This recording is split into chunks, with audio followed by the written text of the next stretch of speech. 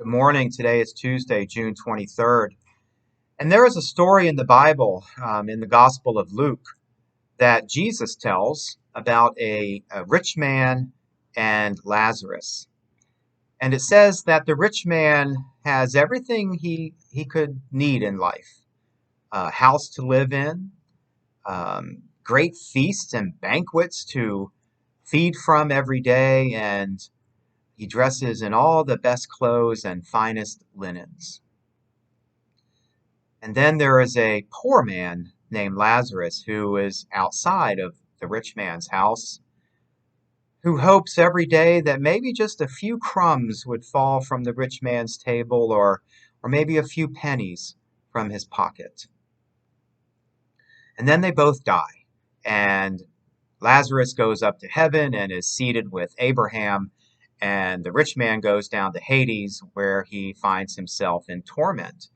And when he sees Lazarus up there with Abraham, he says to Abraham, "Hey, send Lazarus down here with some water because I'm thirsty." And Abraham says, "I'm sorry. There is now such a great chasm, such a great gulf between us that no one can cross it." And so the rich man says, "Well, at least send Lazarus back up to warn my brothers about their fate if they continue to live the way I was living." And Abraham says back to him, "Why do you think they would listen to a poor dead man come back to life? I mean, they've had Moses, they've had all the prophets that God has sent. Why do you think they'd listen to a dead man?" And there's some great ironies in this story. It's a parable that we're supposed to think about. And the first one is that the rich man's wealth is not just about his money. It's about how he viewed his position in life, that he took into death with him. He still saw Lazarus, the poor man, as the one who should continue to serve him. He asked Abraham, "Send him to me and bring me water. Send Lazarus back up to earth to warn my brothers about their fate." And then there's another irony at the end of the story about a dead poor man coming back to life.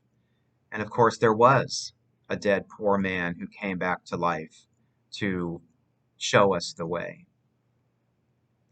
And the meaning, I think, is found in the middle of the story, where we are to ask ourselves, are there great chasms in life, great gulfs that exist that we are unwilling to build bridges across?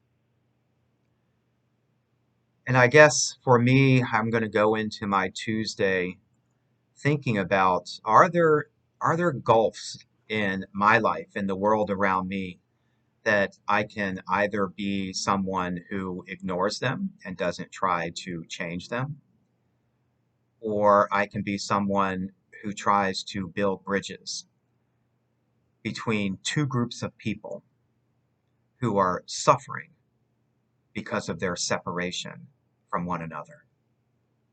Will you pray with me, please? Holy and loving God, draw me closer to you that I may better know and do thy will. Amen.